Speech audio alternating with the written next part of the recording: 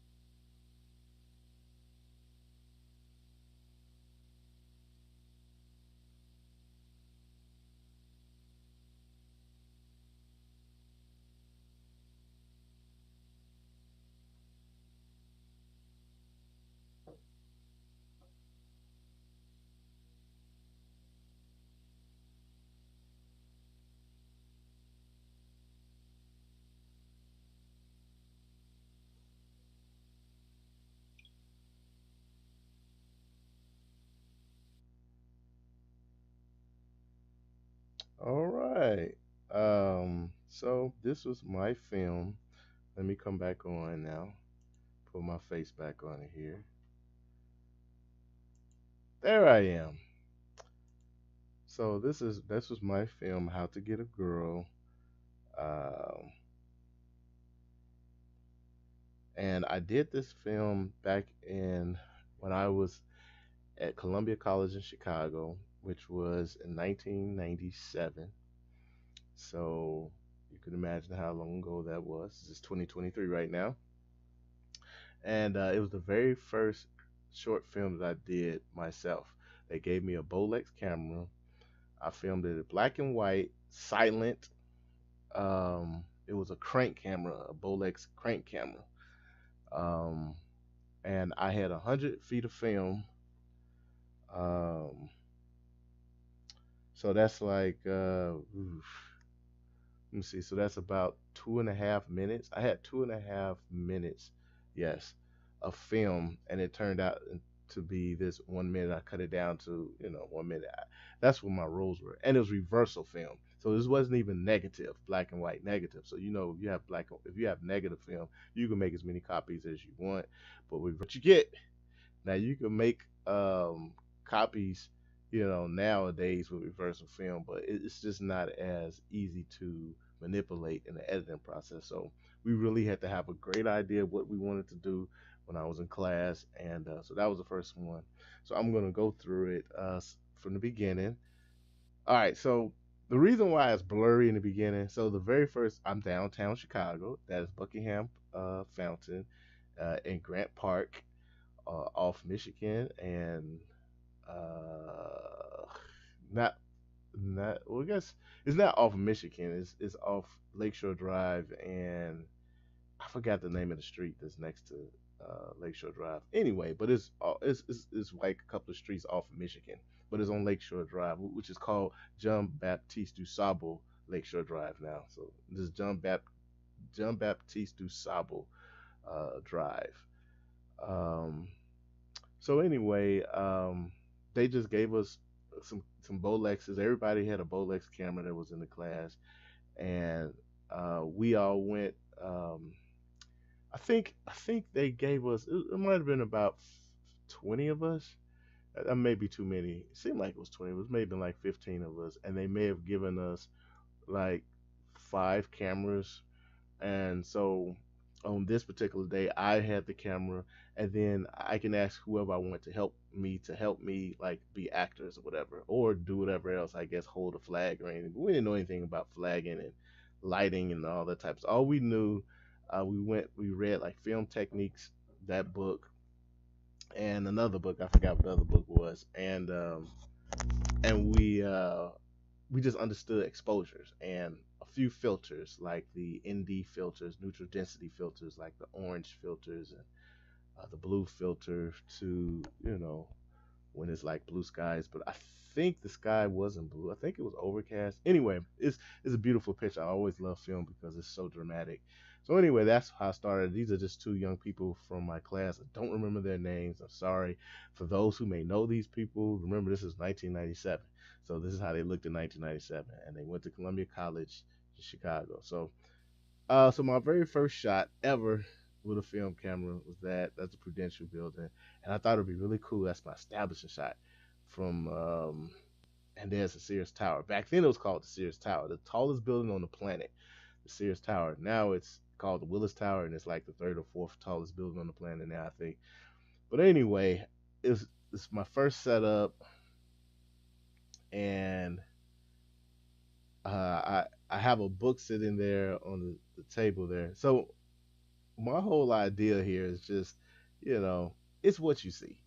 You have to be able to tell a story without actually having any music or any sound, any dialogue, or anything. So the question is, can you understand the story? So through pictures, through the lighting, and just the juxtaposition of frames that you have to be able to tell a complete story. So this is my beginning. This is how I learned how to tell a story, to be a storyteller. I was already a storyteller, but this was molding me into a film storyteller. So, I mean, I don't have to explain this.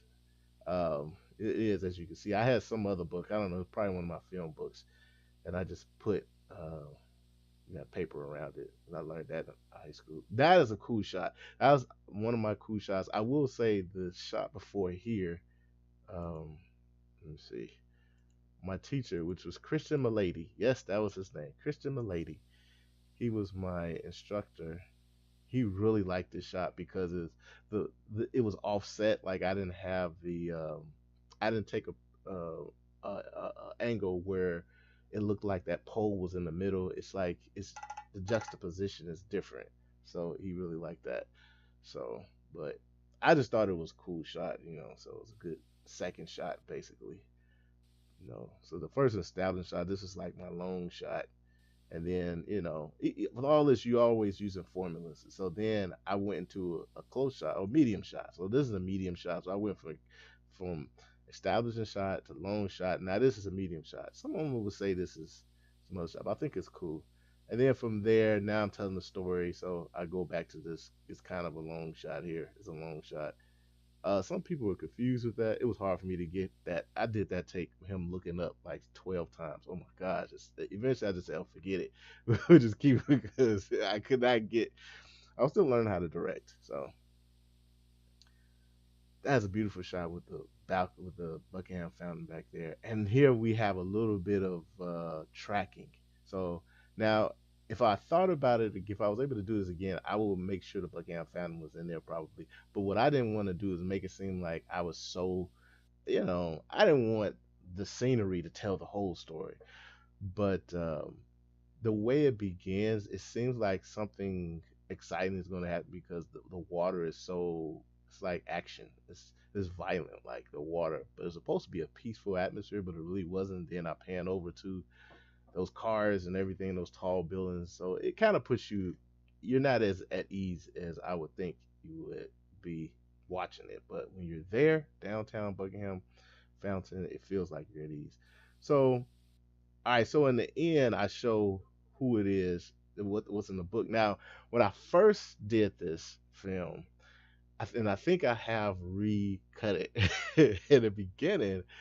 I showed how to get a girl when he walked up to the bench. It says how to get a girl, but my instructor, Christian Milady, was like, "You should wait, let the suspense be there, and then once he gets done talking to the young lady, and see that whatever he was reading, it didn't work out, and then showed up the title." And I was like, "Okay, I didn't like it, but." And to this day, I still don't like. I should have kept it the way I went because even though that's a way to do it, when you're an artist, you do the things the way you see it. Don't you can't let other people's ideas of, because there is no rules of art. There are no rules. So whatever you feel it do, just don't be this what's the word, irresponsible. That's it. Don't be irresponsible. That's what I would say. So that's that part of the commentary. Now if I was to talk about it again in a different way, now just talking about the story. So the story here is there's a guy that's just out taking a walk.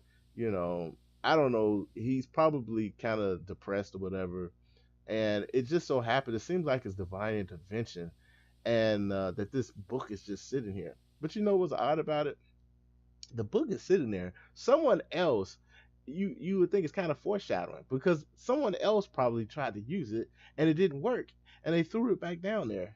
So that's probably why the book is there by itself. I mean, how to get a girl is a really cool thing, because how many people don't know how to fall in love and find the one that you want to be with and all that. So it was really busy, boy. I was hard in trucks. So here he is. Now, where is he going by himself? I have no idea. Just walking, but a man that's just walking around downtown and walking across Buckingham Fountain, Grant Park.